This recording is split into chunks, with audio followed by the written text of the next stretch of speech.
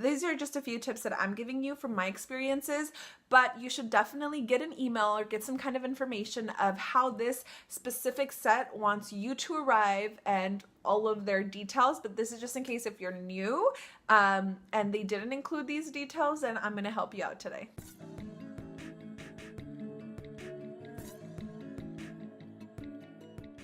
My name is Belgica and I'm an actress in the San Francisco Bay Area, and I upload acting related videos every Monday and Thursday at 7 a.m. So if you want to be notified, go ahead and click subscribe and that little notification bell. Today I want to talk about how to arrive to set as an extra, because I've done this a few times and it might seem like, oh, you just, show up, but there's some pretty important things so that you can go in it and just do well for your sake and for the set's sake. So physically, you want to arrive to set with your first option, so your best option, or if they tell you they're going to film the scene that takes place in the winter, you would want to arrive with your winter clothing.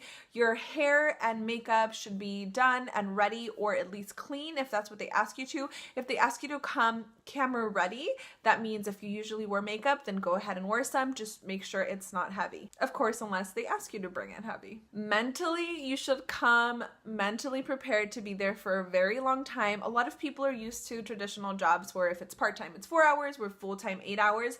Well, in filming, a lot of the time it can be 12, 16, 18 hours. So be mentally prepared to be there for a long time. If you actually look when you apply to be an extra, they will ask you if you will be available that day for 12 plus hours to film. So just be mentally prepared, just so you're not like going crazy being on set, being in the holding area for a really long time, because it's very common that you don't even get used. You should come clean to set because you don't want to be the stinky person on set. So just shower, make sure you're not stinky, but don't wear a bunch of perfume because that might cause some headaches. You should come to set rested and fed, because you just want to set yourself up for success. You don't want to come to set already tired and hungry, because you're going to be upset that you're there for so long, that they're not feeding you, blah, blah, blah.